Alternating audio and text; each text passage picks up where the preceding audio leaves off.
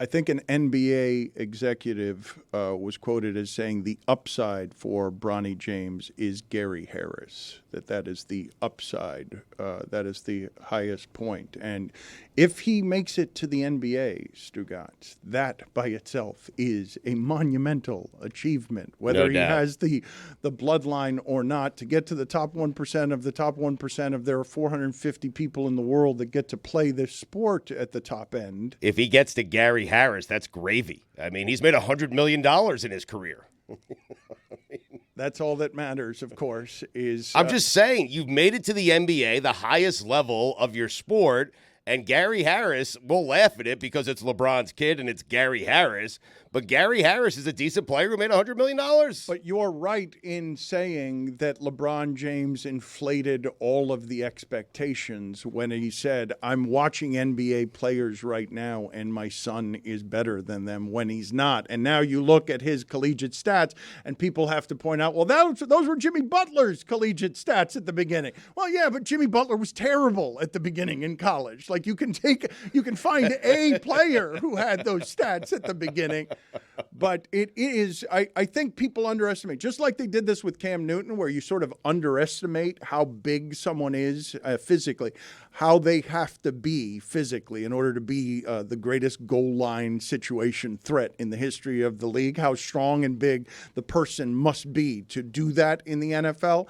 I think we consistently underestimate how good these human beings are, as if a holy man reaches into the crib that LeBron James has in his home, and then all you need to do is put that in the pipeline, and it's going to be Gary Harris. Like, there are a lot of things that have to happen other than LeBron James's sperm in your system. I think what's hard for the kid, for Bronny, is people will think or suggest or ask, did he have to work as hard as every other kid? And if you're projected as a second-round pick in the NBA draft, then you've put the work in. He'll have to deal with that for the remainder of his life. Is it nepotism? Why is he getting these opportunities? But, Dan, I have no doubt. First off, I agree with you. It's difficult to make it to professional sports. But as it pertains to Bronny, I have no doubt that he has put the work in. He is not getting this because of his father. He is getting this because he put the work in, and he's good enough to be maybe Gary Harris. And that's a decent career. I mean, the counter argument would be you said you would draft LeBron's son just to get LeBron. So you're saying both things. You're saying that he's put in the work and he gets whatever he deserves, but you're also saying I'd take him just to get his dad. He's put enough work in to make it to the NBA. He's put enough work in where some team's going to draft him. Why not? But maybe he might get to the NBA just because somebody wants his dad too. Okay. Which wouldn't be the same amount of work. Like, he would have a golden gilded path to the NBA. Not only that too, like every step of his basketball life has been helped and aided through LeBron. You're talking about working with the best trainers. You're talking about working with dietitians. You're talking about working with workout guys that people that are of the general population don't have access to, right? Like, I've seen it playing hoops How myself. jealous are you of his regimen that he had growing up? Oh, incredible. Like, where would you be if you had it? That's a great question. Probably Gary Harris. Like, why am I going to tell you? A nice Gary Harris. What? Yeah. But, like, when you look at guys that come from those families, it's like, I played with Timmy Hardaway Jr., and, like, he was doing things when we were in high school that was collegiate and pro-level workouts, dietitian. Like, he was doing things that we weren't. And then it's like, you get to a point where your natural talent plus the work that you put in at an elite level takes you to another level. And it's just like, you can see it with that. So he's probably going to do something good. We're just going to let Tony say he'd be Gary Harris if he had Bronny's conditioning The difference program? between you and Tim Hardaway Jr. was not his trainers. What was it? It's all the seed oils you ate growing up. That's probably true. If you had professional parents in the NBA, I give up. Now we're talking. You give up, Billy? No, I didn't give up. Jeremy gave up. I gave up. Yes. Where would I be if I had his trainers? I think I could go D3. Yeah, I think you're an example of where you'd be. Lipscomb. I made it to D3 without his trainer. I'd be playing basketball at Lipscomb. Lipscomb is a would you- really good school, dude. I think Lipscomb's D1. No, it's Just a funny name. I can't believe that I'm talking here about how hard it is to get to the NBA, and Tony just said that if he had Tim Hardaway Jr.'s trainers, he would have made $100 million. Timmy's made like $200 million in his career. Tony. I was right there. Gary Harris, 1 year, averaged 17.5 points per game. You're saying you would have done that? If I had the grow up that Bronny did, I mean, I'd be closer than I would now. Okay, and so I just want to be clear on something. I love you. Guys, Tyler Johnson made $75 million in the NBA. Tyler Johnson was way better at basketball than you. Okay, Jeremy, thank you, buddy. Wow. I mean, just incredible. What? I'm the one who's wrong here? Welcome. Okay, Every conversation breathe. with him. Everybody breathe. I need everybody to breathe here because for all the delusions that we've had around here of Stugotz says he would make 6 threes in an NBA game if he was I actually did. I mean, sorry.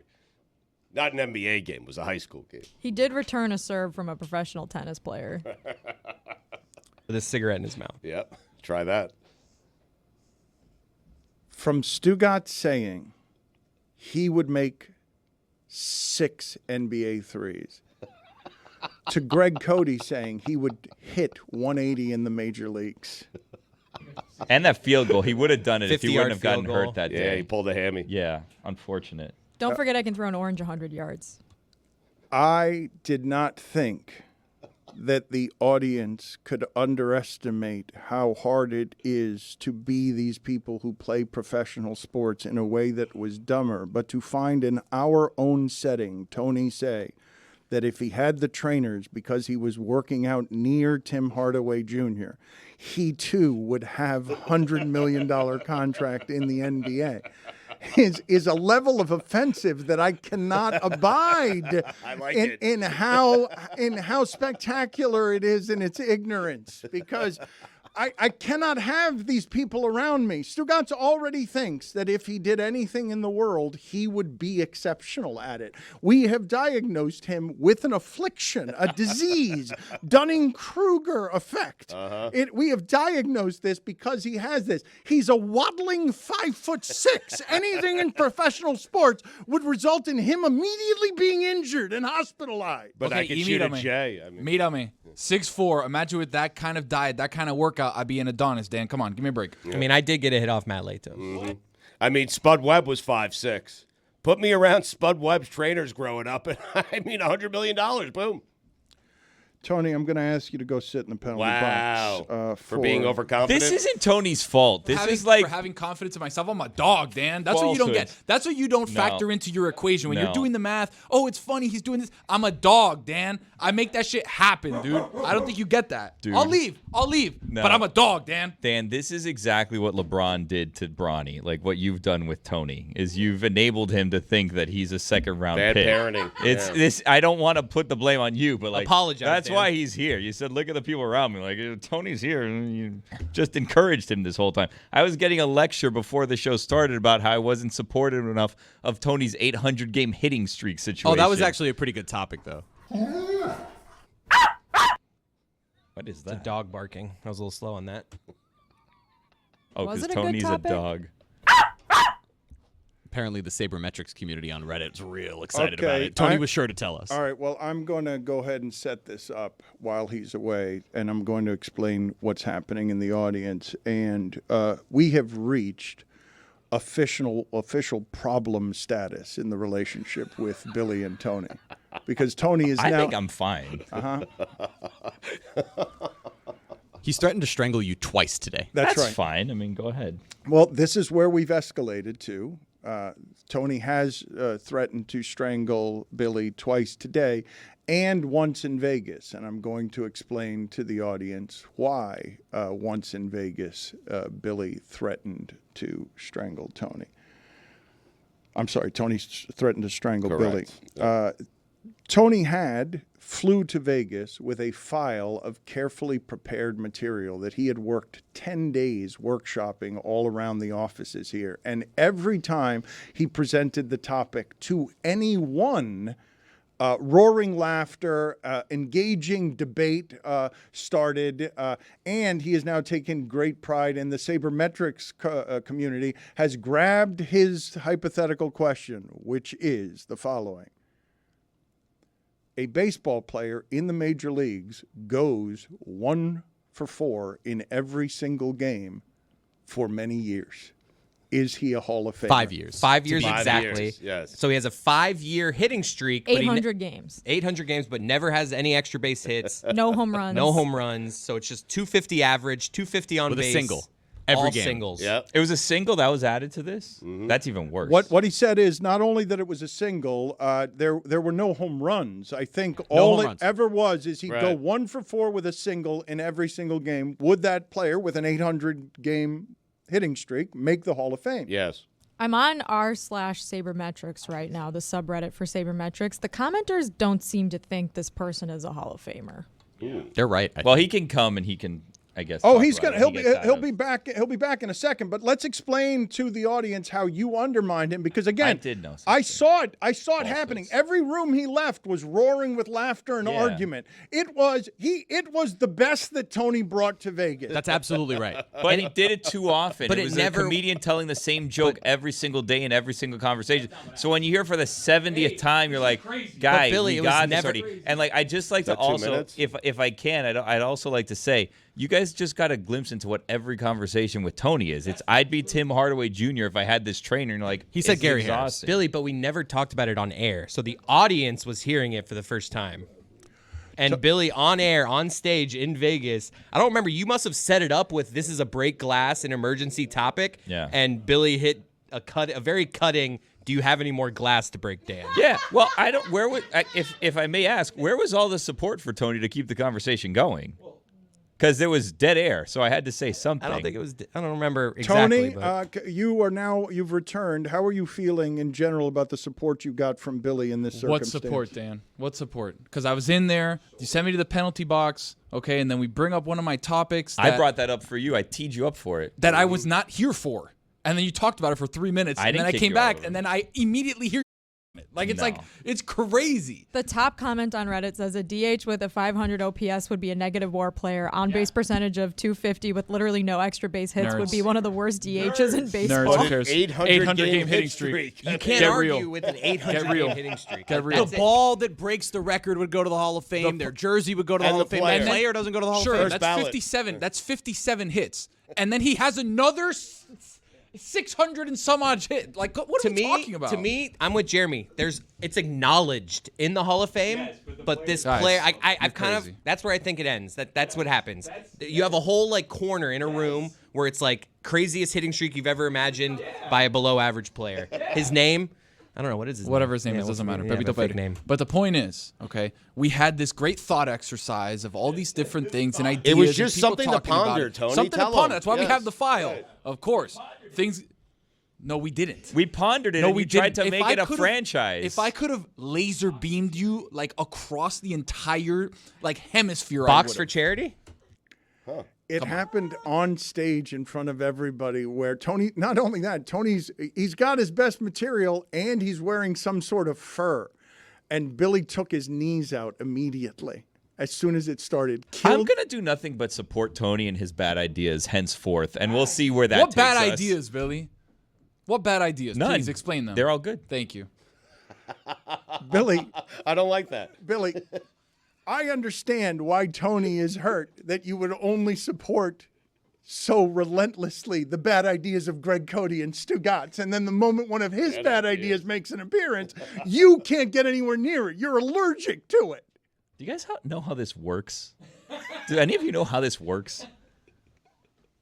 That was one of my topics. No, I'm just saying like another. You had like Uber drivers. 100%, yes, Sure. sure. There will always be more flashy players, but if you have an impact on every game for 5 years, yes, you'd get my vote. Now, if it were just on base, meaning walk or one base, I would start to get a bit more shaky. The point is that there was in the Sabermetrics Reddit file, right? On the site. I don't know if we can screen share it so we can see people. Like there's like 5 comments, 8 comments, 10 upvotes. That's how Reddit works. This one in the Sabermetrics file on Reddit has like 300 votes, a bunch of comments. 57 comments. The nerds arguing about. Okay, look at the other it ones. has 284 upvotes. Look at the other ones, please. Just explain the other ones so people can have a reference in point. fairness- Because it sounds like Tony, you said it's a 57. good conversation starter. In It is. fairness to Tony, 57 comments would be one comment more than the longest hit streak in baseball right now. It's true. So Imagine it's good. 800 comments. We're on our way. An 800-game hitting streak is hard to ignore. He's right. This has more Impossible. engagement than almost every other single post Well, I mean, on the it's Sabermetrics Sabermetrics subreddit. Reddit. He started a conversation. It's a We thing. just pondered. In Yeah. February. Everyone's which is important. pondering. In a place, okay, where the smartest minds in baseball go to analyze and look at and research, we made things happen. I don't know why I haven't thought of this earlier. I'm gonna text Tim Kirkchin. Okay, let's do that. Also, You can text him, but I feel like his answer has to be definitive, and that's the final answer. Okay. Also, text Boog Shambi, please. And, Good Cavs. And then Now What we if need they three. disagree? Now we Yeah. need three. So Right. who's our Mike third? Schur? Passing.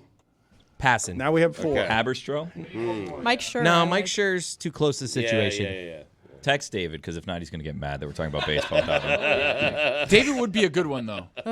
Why? Because you feel like he'd agree with you? No, I don't know what he'd say, but he'd have something to say at least. So who are we texting, and who's texting who? Boog Shambi, we'll get to that in a second. Boog Shambi, the other day, Stugotz got embroiled in a conversation that we were having around here, and I'm curious what your take is on this, because me and Mina Kimes were disagreeing about something, and the internet, Mina Kimes was laughing at me and what it is that I was saying, and the internet swelled behind Mina Kimes to also laugh at me.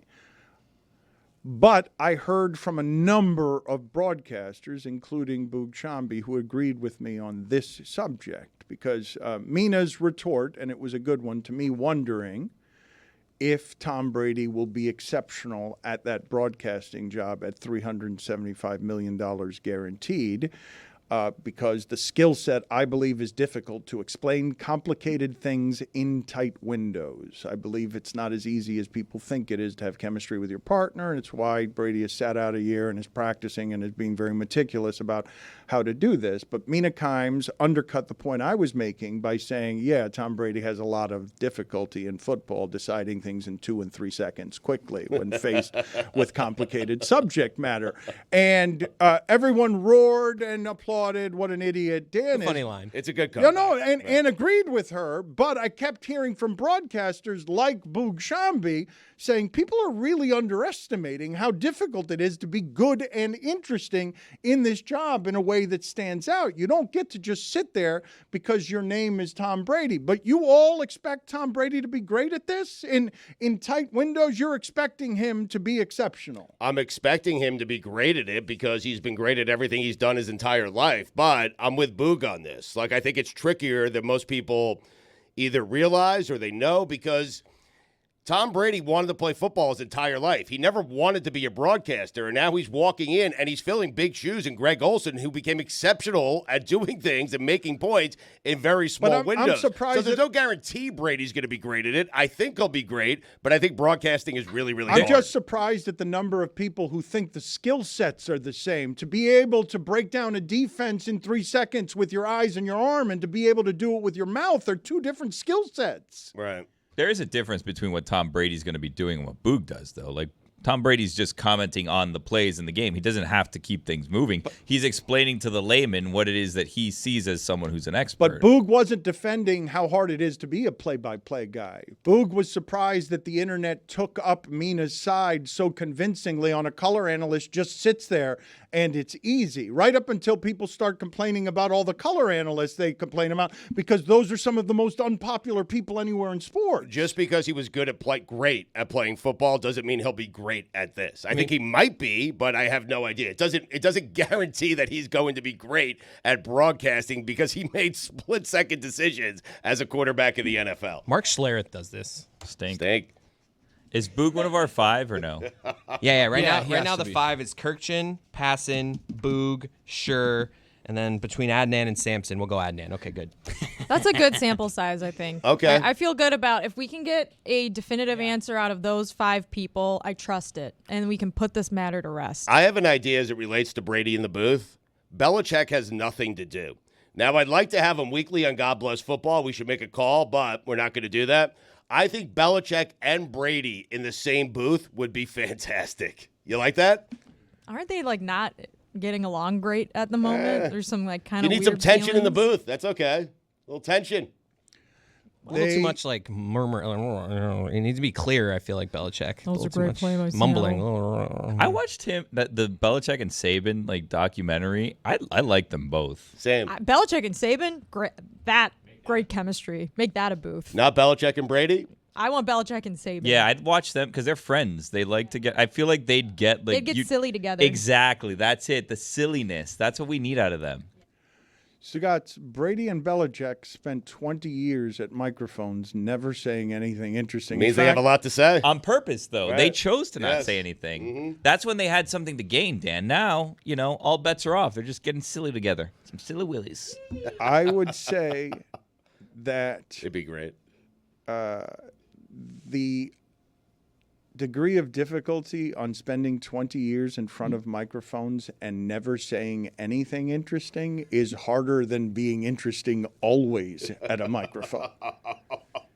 So you guys now want in a booth two people who are famously guarded, famously careful, famously uninteresting in their speech. That was Yeah. different versions. This is going to be Nicky Saban and Silly Billy Belichick. Tell me if it's Belichick and Brady in the booth together. You would watch week 1, Dan. You would watch the Cardinals take on the Tennessee Titans. First You week would. of any television show that's ever started nationally, when George Clooney is the opening guest, and then they get into week 3 and it's a cooking chef from around the corner. But what if it's great? I mean, well, I watched the first time is not an enduring standard for whether it will be good. Also, if I lit somebody on fire the first time, they would also watch. But it's a Cardinals-Titans game. You wouldn't watch a Belichick and Saban Manning cast with like a host that they find like the Jerky Boys hosting? I don't know what you guys are doing with the razzmatazz effervescence of Brady and Belichick speaking and being entertaining at things other than being football. People who are doing the football, not talking about the football, because neither one of them has ever said anything when talking about the football that you remember. Well, hold on a second. Tom Brady was trying to study to be a stand-up comic, was he not? So, he clearly has the personality. Do we not think so? He clearly has the personality. Yeah, he was going to be a stand-up comedian. And everyone who played for Belichick says there's a wacky side to Bill Belichick. Don't you want to see it? Nick Saban used to drive and throw all of his players off the boats at the lake. Like these nuts jokes. But Belichick liked the Jerky Boys and the prank calls. These are some wacky dudes.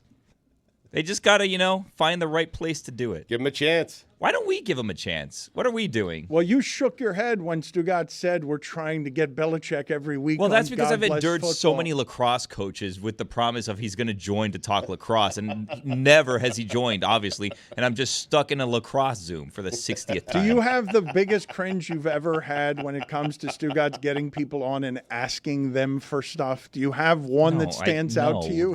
It's all like, yes, I'm like a victim of this crime multiple times. They all blend together. Tony is still fighting with the shipping container over the Gary Harris thing. Everyone's yelling at him. He's never felt more alone than he does. This is normal. This is normal, Dan. I'm alone. This is what I usually go through. What I was explaining to Jess, because she was talking about Here he goes. like rich families that have access to these trainers and dietitians and workout plans and all that stuff. That's not what I'm saying. We were saying that we all know a bunch of kids that have had money and tried to have training. What I'm talking about is Hear Tony professional out. athletes' kids. So when you have a dad or mom who's been a professional athlete and knows what it takes to get to a certain level, they can help you in a way that if you have a dork billionaire dad who doesn't know sports, how is he going to help you? No, it doesn't work that way. That's fine. All of that can Track be star, so. man. You saw me very animated about Yeah. that, Dan. That's what it was. My I was explaining argument that. is that there's a lot of rich people whose kids don't make it in professional sports because, to an extent, you either have it or you don't. But Tony agrees with that. My argument Thank you, is Billy, for agreeing with Tony today. solely that it's harder than you guys think to get to the top of being paid 1,000%. to play. Ask professional- Bronny. My point. Regardless, It's hard to get to D3 and play sports. less hard, vastly I less did hard. it. I mean, Also, Dan, another update. I have sent the 5 texts out to our baseball experts. I have heard back from a few. I'm not going to give it anyway. I want to hear, even though Boog's never going to respond to me. He doesn't really respond to me. So I have 4 responses of the 5. And would you like? No, wait. Dan, text Boog right now. Tell him respond to Chris Cody. We need all 5 in case there's a tiebreaker situation. He knows if there's a tie or I not could tell already. you if there is. Does that matter? Do we Is need there a Boog's tie? answer? We don't need Boog's answer. Okay, so then Wow. we could just do it now. Yeah. Wait, what do you think, Tony? I'm Could be a hung guessing- jury. I'm guessing it's going to be consensus that is not a Hall of Famer. Agreed. from We all should of save it their- for the last segment. Yes, we're going to wait. We're going to tease it out. In TSL. In the meantime, what we're going to In the try meantime. to do. You guys need to interrupt me just a little more today. Just I a can do that. little more today. Yeah, well, Stugotz is right, by the way. I got a bunch of D3 offers, so But that shows you how difficult that is. Make sure to do it with time spent listening jokes. TSL. That's the best way to do it. Jemele Hill is joining us now because I am desperate to go viral in this costume with serious subject matter, and I want to ask her some serious questions, but I also want to ask her a handful of silly questions, and I've got a shameful admission to make. Shameful admission for a 55-year-old to make, which is I did not know that the Clippers were a boat until I saw the new uniform design the other day. Wow. I learned that the other day. I'm learning it now. And I'm and am ashamed of it. Surely on the West Coast, Jemele, this is not any kind of news to you. You're judging me as a fellow journalist for my ignorance. This is the height of privilege that I don't know this already, correct? And I'm allowed to not know basic things that people are supposed to know in sports. Dan, I'm judging you for a lot of things right now, the least of which is the Clippers, which I didn't know either. I found out as soon as you just said it right now. I had no idea. I've only been living out in LA. It'll be 6 years this year. So I'm not deeply embedded enough clearly to know what the Clippers with their nickname actually stood for. I am stunned by that. Put it on the poll, please, at LeBatard Show. Did you know the Clippers were a boat before their recent uniform unveil? Yes or no? I knew because of the Fort Lauderdale hotel, the Yankee Clipper. All right. So we will find out whether the audience knew that or not. But there is a lot of stuff that I want to talk about with Jemele Hill. And I will tell you, Jemele Hill is Unbothered is a podcast and a YouTube celebration that you should enjoy. It's Jemele Hill on YouTube, at It's Jemele Hill on YouTube, and she's got Mary J. Blige and Method Man on Jemele Hill is Unbothered. Did you uncover any of the good stuff with them? You've gotten a lot of guests here that are top end on Jemele Hill is Unbothered. You're really enjoying this project, I would imagine. What did those two? I mean, these are two people you've wanted to talk to your entire life, right? Yeah, I mean, Mary J. Blige is probably, for my generation, I mean, she's probably the number one female R&B artist, for a lot of us. I literally feel like I grew up with this woman because when her first album dropped, I was a senior in high school. And so when her second album, My Life, dropped, I was in college. So all the heartache she discussed in this album, I could sort of relate to at that point and stage in my life. But the beauty of these two, Mary J. and Method Man, is that I was able to sort of get linked into the Power universe. So I actually spent many hours on set with Mary J. and Method Man because I had a scene with them where I was, of course, playing my favorite character, which is myself. That's always a great character to play. They always, whenever they need a reporter, they may need me to do a cameo. Somehow that became my role in the Power universe. But that was really special for me because had you told me as a youngster growing up in Detroit that the literal poster on my wall in Mary J. Blige, someday I would not only share a set with her, but get a chance to interview her, I just never would have believed it. Power is a guilty pleasure for me. Is it still strong after all of these years? The books are kind of whatever. The spinoffs have been great, I think. I mean, especially hers. The original 5 or 6 seasons of Power were excellent. Then once they started doing the spinoffs, I was just like, you kind of lost me. Yeah, well, I need Ghost. I thought you need. See, at first I felt that way, and then with Raising Kanan, which I think is like really well done. That one, Power Force, featuring the Joseph Segura who plays Tommy, and even this one, it Ghost too. Like I think they've done as good of a job as you could building an entire universe without sort of the main character that created all of this. So I love it.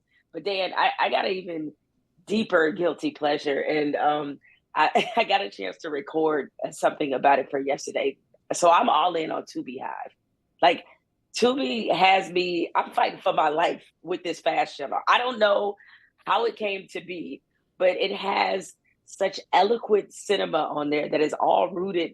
A lot of it is rooted in Detroit, and a lot of it is real hood. I'm not gonna hold you up. It's very very hood, and it has me right now. It has a lock on me, Dan. I need to get out of this Tubi hive, because before I look up and know it, I watch like 7 or 8 Tubi movies, and I don't know what happened to all of my day because I'm so invested in this network now. It is getting harder and harder to not get addicted to some of these candy sugar things that end up with you getting lost in some of these places. Billy was arguing earlier. He was saying also, because we can't figure out what's real or not real on the internet, he's saying this is the single best time in the history of America to be a skeptic. But he's not wrong. I mean, yeah, put it on the poll, please. Is this the best time in the history of America to be a skeptic? But I wanted to talk to you about something serious here, Jemele, because these things happen pretty slowly to the tearing down.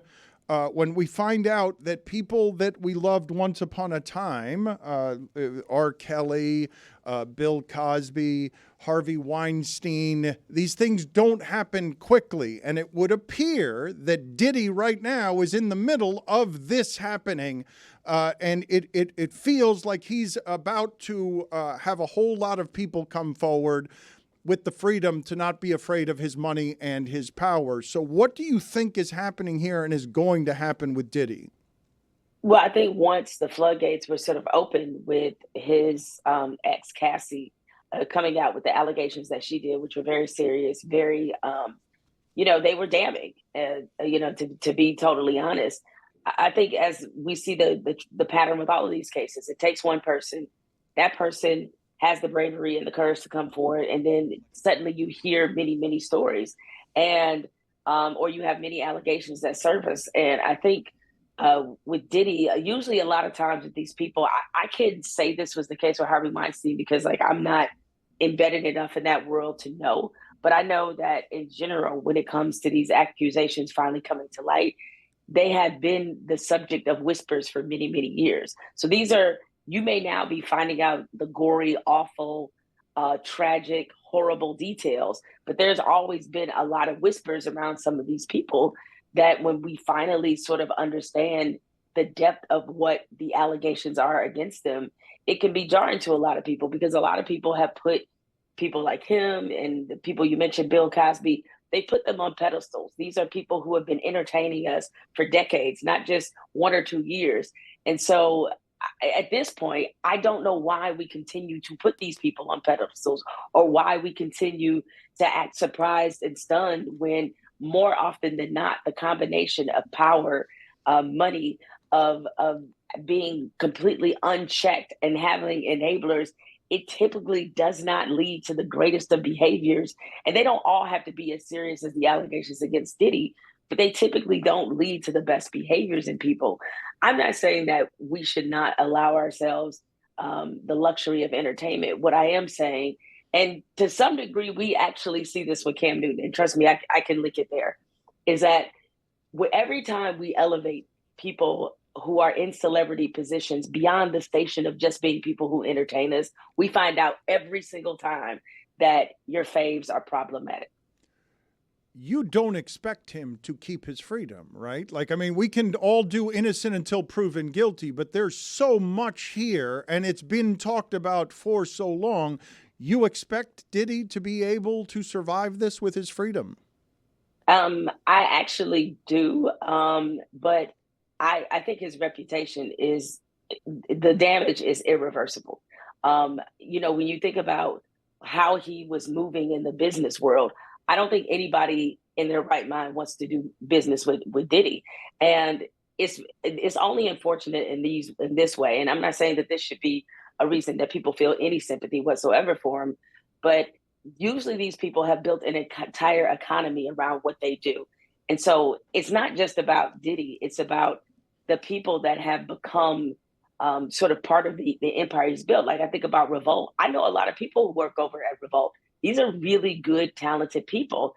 And I'm wondering what's going to happen to them because of all of this, because anything right now with Diddy's name on it is toxic. So it's not just about him. He's sinking everything that he's been attached to. And so I expect him to maybe survive with his freedom, but his reputation is gone.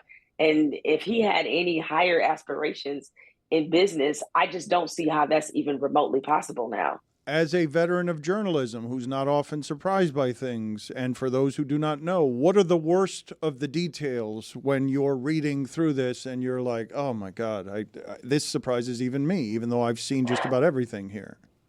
Well, so I think people are sort of having the wrong conversation, is that they have made this about Diddy's sexuality, whatever that may be. It is not about Diddy's sexuality. It's about whether or not he abused his power, whether or not he committed a crime, and whether or not he was assaulting and has this awful track record of abusing young women. That's what this is about. That's where our outrage and shock should be directed toward, is that, not toward who it was doesn't matter. The method and how he operated is what matters. And so I think the violence of it, because, while there's been certain incidents that Diddy has been alleged to have done or whatever, I don't think that people necessarily looked at him as having this violent persona. And so hearing about some of these details, that part of it, and I just think the depravity of all of it, to want, if there's any possibility that he could really hurt some people, not just emotionally, but physically. I mean, that all of that is just very sickening, to me. And unfortunately, as a result, then you see why we need to have more conversations around educating people about sexual assault, so that sort of the ignorance factor of all of this and how we're processing it, that part I'm always disappointed in. You mentioned Cam Newton, linking it to Cam Newton. What were your takeaways that were most interesting on the Cam Newton fight? Okay, so Cam Newton, we've reached the point of the plot there that after somebody put their paws on us, suddenly we're on a podcast talking about it. I just know if somebody that had drugged me that was 6 feet 6 tall, me and some of my friends or whatever, I don't know if I'd be doing a media tour to talk about how that happened to me. There's a lot of disappointing things. And one of the things that come out about this in the aftermath of this conversation is how Black people talk about other Black people when these situations arises. This is where your neighborhood friendly race lady shows up. Hold on a second. Hold on just a second. It's time for your friendly neighborhood race lady. You're good. All right, now, because I can't have the racial take unless I have the music. Correct. So there is, you see, when Black people, when others who are not Black try to make Black people into a monolithic people, meaning that if one of us does something, it somehow reflects on the entire race. We lose it. We understandably lose our shit, because that very rarely happens to other races to some degree. It does happen a little bit, but I feel like with a degree when it comes to Black people, it's far deeper. And yet I have heard over and over on social media, Black people saying the same thing that we get outraged about, that white people say about our community. So suddenly this is not just a combination of ego and bravado gone wrong and tempers flaring and trash talk and all that, just a singular incident. Suddenly this is the reason why Black people can't have nothing. And I just reject that so much on all levels, is that, Cam shouldn't come back to the community. That's why he shouldn't deal with us. And that's why Black people can't do this. Whoa. This is about some immaturity that took place on both sides, I might mention, because people are sort of focused so much on Cam winning the fight. And I'm not blaming him for this incident, because it looked like, again, there was blame on both sides to be had. Mostly I'm just like, you guys are in the presence of kids. And I thought the point of the exercise with this tournament was to expose them to somebody who has been as professionally successful as Cam, who can help them understand what it takes to get to the next level. And as coaches in the position of leading young men, you got to know better than to do this. And so there's that part of the conversation. But I really hate how this has become the lecturing of Black people, mostly by other Black people who are saying that we have embarrassed our entire race by this one incident. And I hate that we more than anybody else subscribe to that same thinking. It's just that automatic reflexive recoil that we have when something bad happens nationally and we find out that the person who did it was Black. And suddenly we all feel this sort of secondhand embarrassment that somebody got out there and acted a fool. And I started to leave that thinking away a long time ago. And so because then you make it seem like the behavior is pathological and not just the actions of these individuals, because that's how I took it. They reflect me no more than, if some celebrity that's Black wins an award. And so we can't play that game. And so it's disappointing to find a lot of us sort of trafficking in those same stereotypes that we get outraged by when other people say it. Walk me through two parts of this culturally, because Shannon Sharpe is blowing up now in the business, and he's one of the people who said that this is wildly disrespectful and it would never happen at Peyton Manning's camp or Tom Brady's camp. But you're talking about how people talk about the incident afterward. How about beforehand, when I ask you about Rucker Park or And One and the idea of talking trash before you arrive at Cam Newton's camp because you think you can do something against Cam Newton, and where words can escalate into what it is that we saw because you're disrespecting Cam Newton and he's only going to abide so much disrespect at his camp. Well, exactly. But at least the way they told it, and I don't know, at this point it's a game of who do you believe, but the trash talking seemed to be mutual on both sides. Now, like, trash talking is not a gateway to always leading to something violent happening. But again, when you put that type of trash talk, and I think because in general, there is a delusional quality in a lot of men who think that that physically, that they can, that they can be sized up against a professional athlete. There's just a bravado in men about that anyway. And so then you get the extra bravado. Yeah, because y'all, look, if there's one thing a man will find, it's definitely delusion when it comes to how they stack up against professional athletes. You hear it all. I mean, you see it all the time. Every on day. Media. Yeah. It's like, when you're the same size, it's a different story, though. I'm just saying, it's only men that are having these conversations about whether or not they can fight a bear. It's like, why do y'all believe this? I don't. If know you had the right believe trainers, though, Jemele. Right. See what I'm saying? You can do it. You're so delusional. Like, the number, I think it was that survey that came out not too long ago about the number of men who think they could land a plane safely, I can also having never flown. Jemele, here's the thing. Here's what you don't know. When you Tony fly, has literally when said you that. fly to Bimini, Jemele, the pilots are right in front of you because it's a small plane, right? So there's no cockpit, there's no covering. So if that pilot goes down, guess who the co-pilot is? You look around and you don't find him, it's you. That doesn't mean you're landing the He's plane. right. Yeah, Tony's got a good point. I would land that son of a bitch. Once again, the delusion of men. I look, just give me the confidence of the average man when it comes to whether or not that they think that they could measure up to a professional athlete. So you have all of this hubris, this ego. It's been a part of, like, as you mentioned, the Rucker Park tradition in general. There is something to be said for, like, hey, people wanting to see if they belong on the same field or be in the same company as some of these athletes. And this is just a situation that got out of hand, no more, no less. And as far as what Shannon said, that's what I mean, to make it seem like it's pathological. And I think I love Shannon. Reasonable minds can differ. And I think that's dangerous thinking to put out there, because it's making it seem as if only Black people are inherently attracted to confrontation and disrespect. And we know that's not true. I could beat Alex Morgan one-on-one. Don't tell me I can't challenge someone just because I'm a woman, Jemele.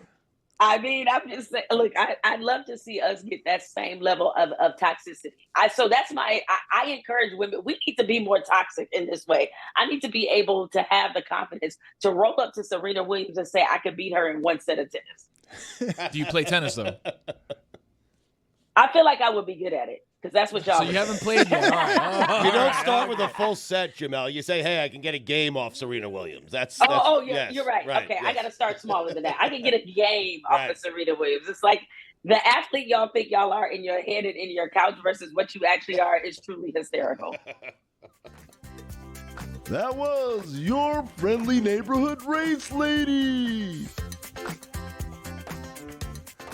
Jemele, always nice seeing you. Thank you for stopping through. We always appreciate it. Yeah, I can't believe I did this whole thing and I didn't ask you why you're dressed in sort of like a masked adult diaper, but that's okay. I just like it. I run my own company now, and I can adhere to all of my personal It's a kinks. kink. Yeah, personal Okay. kinks. Thank you. Oh, okay. I love it. No judgment. Okay. Thank you. Thank you. I appreciate it. I make my own rules in my own workplace. I